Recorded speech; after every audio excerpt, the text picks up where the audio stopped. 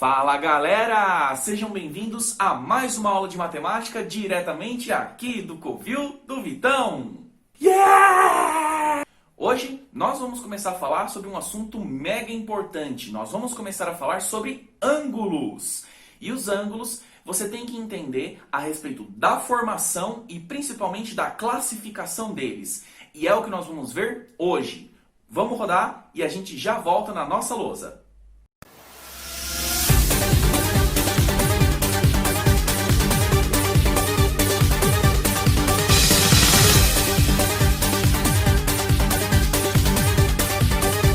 Estamos de volta! Muito bem. Então, pessoal, a primeira coisa que a gente precisa lembrar a respeito dos ângulos são os elementos e a classificação, certo? Então, falando dos elementos, como que a gente forma um ângulo? Pessoal, antes de mais nada, para a gente formar um ângulo, a gente precisa lembrar que a gente tem que juntar pelo menos dois segmentos de reta, certo? A gente só não pode esquecer que os segmentos de reta, eles são, digamos assim, delimitados, ou seja, eles são criados através de pelo menos dois pontos, certo? Perceba que o segmento de baixo, ele começa no ponto A, ele passa pelo ponto B e vai ao infinito. E o segmento de cima, ele começa no ponto A, ele passa pelo ponto C e vai até o infinito. Nossa, Vitão, mas pode acontecer isso de passar por um ponto e ir para o infinito? Opa! A gente não pode esquecer que semirreta, na verdade, elas têm começo. Elas começam em um determinado ponto, que no caso é esse ponto A. Só que elas não param, elas passam por outros pontos e elas vão até o infinito, ok? Pois muito bem. Esse ponto que eles começam, a gente chama de vértice. Por quê? Porque o vértice vai ser esse cantinho que formou dessas duas semirretas. E ó, um spoiler para vocês, é aqui que o ângulo vai ficar, certo? Então vamos continuando. Percebam que os outros segmentos a gente simplesmente chama de lado. Então nós temos o lado de baixo e o lado de cima, certo? Então, depois que nós juntamos os dois lados, o vértice vai formar um ângulo, ou seja, vai formar a abertura. É como se você pegasse o seu compasso fechado e você começasse a abri-lo. O espaço entre uma semirreta e outra, ou seja, uma das perninhas do seu compasso e a outra perninha, é justamente o ângulo. O ângulo é a abertura. Agora vamos dar nome aos bois.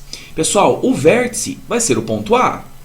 Os lados vai ser o AC, ou seja, é a semirreta que começa no ponto A, passa no ponto C e vai para o infinito. Por isso que tem essa flechinha em cima do AC.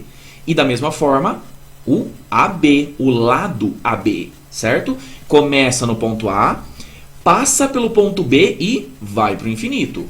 E nós temos o ângulo.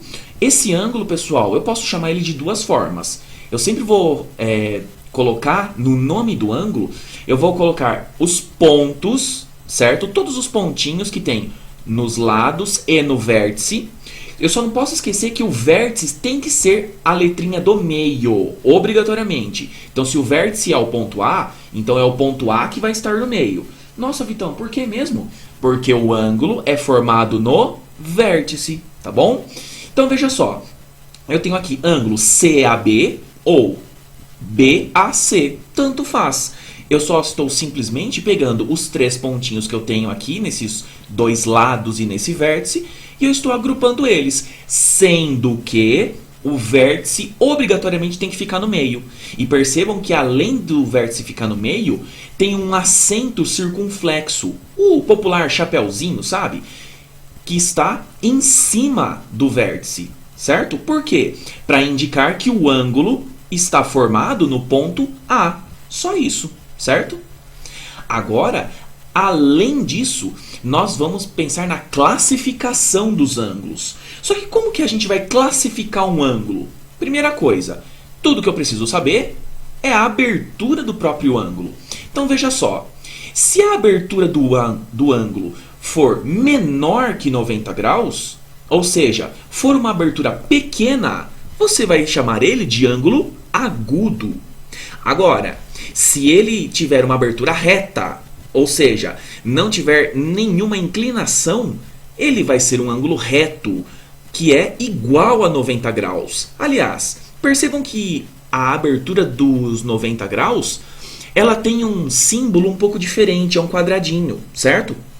E na realidade, pessoal, esse quadradinho ele é muito importante e eu diria para vocês que o ângulo de 90 graus, que é o ângulo reto, vai ser o ângulo mais importante que nós vamos estudar, acreditem, certo?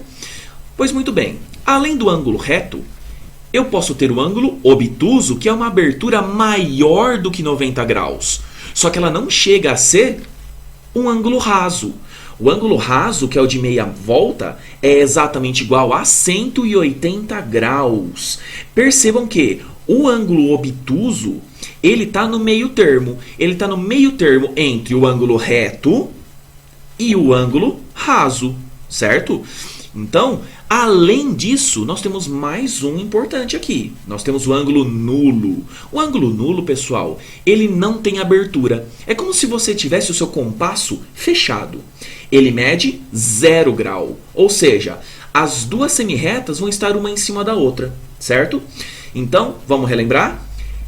Se as duas semirretas estão uma em cima da outra, é nulo. Ou seja, mede 0 grau. Se a abertura é pequenininha, vai ser um ângulo agudo. Se a abertura for reta, as duas semirretinhas estiverem exatamente retas, elas vão construir, melhor dizendo, um ângulo reto, igual a 90 graus.